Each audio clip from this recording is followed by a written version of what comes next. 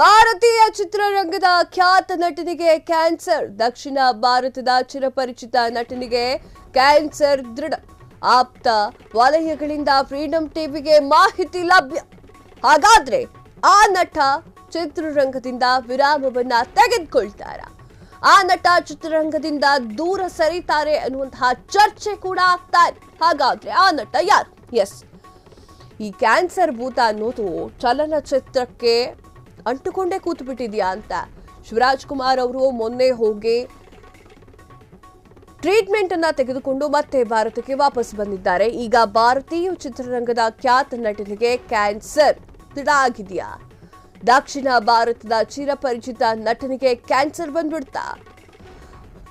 ಆಪ್ತ ವಲಯಗಳಿಂದ ಫ್ರೀಡಂ ಟಿವಿಗೆ ಮಾಹಿತಿ ಲಭ್ಯವಾಗಿದೆ. ಹಾಗಾದ್ರೆ ಆ ನಟ ಚಿತ್ರರಂಗದಿಂದ ವಿರಾಮವನ್ನ ತೆಗೆದುಕೊಳ್ತಾರಾ? ಆ ನಟ ಯಾರು?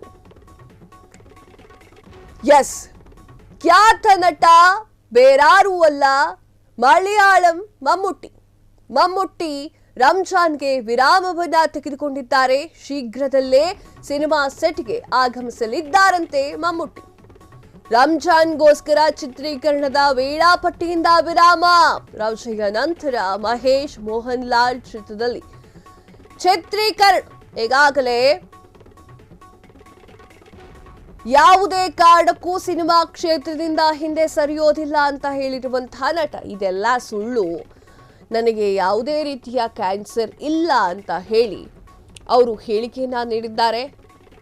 ಮಲಯಾಳಂ ಚಿತ್ರದಲ್ಲಿ ಖ್ಯಾತ ನಟರು ಇವರು ಮಮ್ಮುಟ್ಟಿ ಕನ್ನಡ ಸಿನಿಮಾನೂ ಮಾಡಿದ್ದಾರೆ. 2 ಕನ್ನಡ ಸಿನಿಮಾಗಳನ್ನ ಮಮ್ಮುಟ್ಟಿ ಮಾಡಿದ್ದಾರೆ.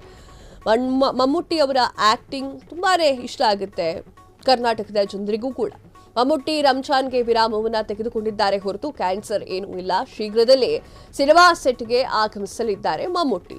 ರಂಜಾನ್ ಇರುವಂತಹ ಕಾರಣಕ್ಕಾಗಿ ಉಪವಾಸವನ್ನ ಮಾಡಬೇಕಾಗುತ್ತೆ, ದೇವರ ಪ್ರಾರ್ಥನೆಯನ್ನ ಮಾಡಬೇಕಾಗುತ್ತೆ. ಆ ಒಂದು ಕಾರಣಕ್ಕೋಸ್ಕರ ಮಮ್ಮುಟ್ಟಿ ಅವರು ರಂಜಾನ್ಗೋಸ್ಕರ ಚಿತ್ರೀಕರಣದ ವೇಳಾಪಟ್ಟಿಯಿಂದ ವಿರಾಮವನ್ನ ತೆಗೆದುಕೊಂಡಿದ್ದಾರೆ.